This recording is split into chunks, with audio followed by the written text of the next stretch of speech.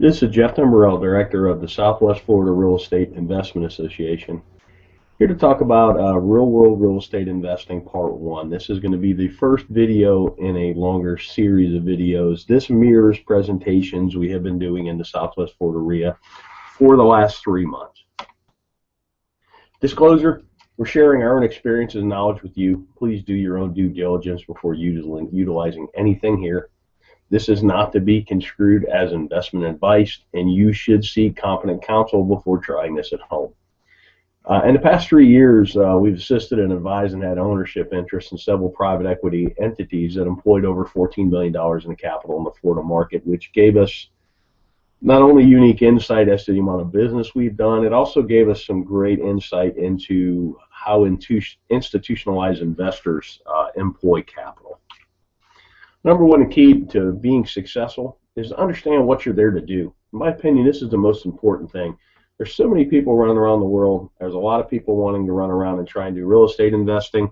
They take courses, they read books, they go to meetings, but they really don't know what they're there to do. They really haven't spent that critical time understanding what you're here to do, what's your mission, what's your goals. I mean, without having any goals, it's hard to achieve any goals, if that makes any sense. From our experience, the clearer the plan you have, you will be able to operate with a margin of safety. And that's the key word in this business, a margin of safety, because the ones that survive, last, and grow true wealth are the ones that don't make mistakes or make mistakes that you can recover from. Investing in real estate. Investment is the purchase of an asset or an item with the hope that it will generate income or appreciate in the future and be sold at a higher price. Keyword, the future for investing. So what does that mean? The act of committing capital to an endeavor with the expectation of obtaining an additional income and or profit. That's what investing is. Something I've learned over the years is kind of like a narrative. It's a why in the road when you're talking to somebody that's in real estate. Are they a trader or are they an investor? Investors buy and hold. They get a return from the assets they own. Traders wholesale. Traders fix and flip. Nothing wrong with it. I do it. I've done it in the past. I'm trying to do it again today. I'm doing a marketing campaign as we speak, looking for contracts to wholesale.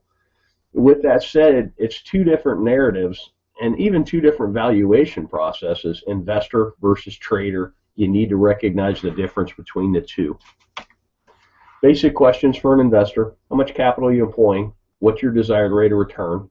When are you going to need this capital back? And then what's your risk tolerance? Those 4 questions are how you determine what you're there to do.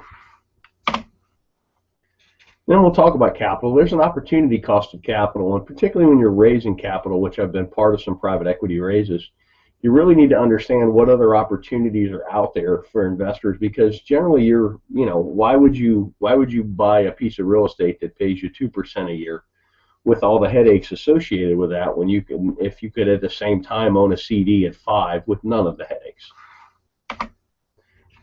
Give you a chart on 10-year T-bills, talk about opportunity cost.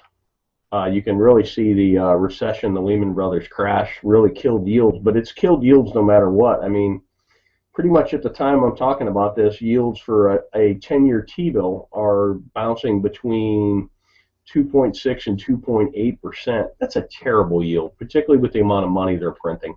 Then you go back 10 years, and this is why investment real estate has become so popular, because it's one of the few places you can get a yield. Here's CD rates from 1984 on, and if you notice, about early 2000s, everybody got excited about real estate, and that's because the CD rates of return just continued to go down. So right now, my God, on a 1-year CD, you're getting not even 1%.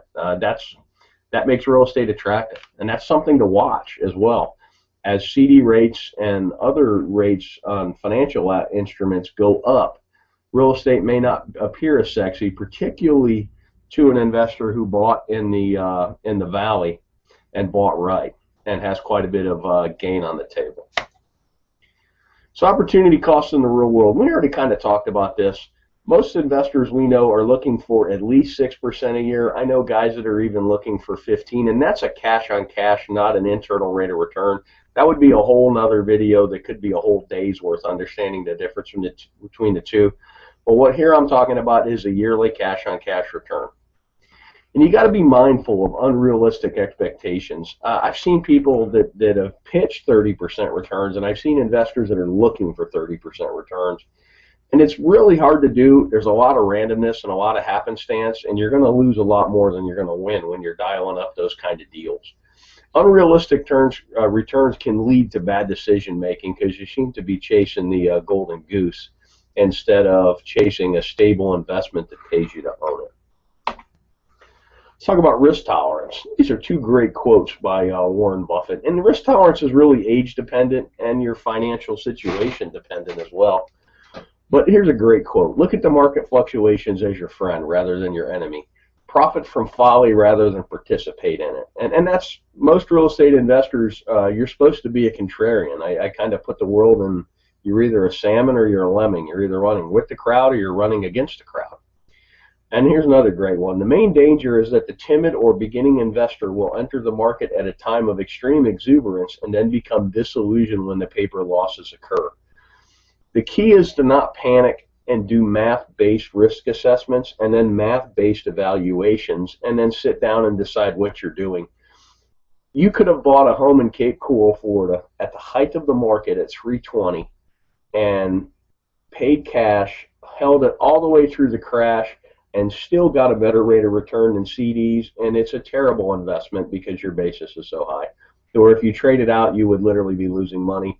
But it's sad but you actually would have outperformed the CD, and that's kind of a interesting thing. We did some case studies of people that had bought at the top and had they held and if they had mortgages, and I think that video is on our YouTube channel as well. Thanks for watching. You can always check out our website at swflreia.com. There should be a link at the bottom of this video. If you're on our website, put yourself on our mailing list. We send out a lot of foreclosure information. We send out our meeting notices, and we also from time to time send out information like this. I hope this information is useful to you, and make it a great day.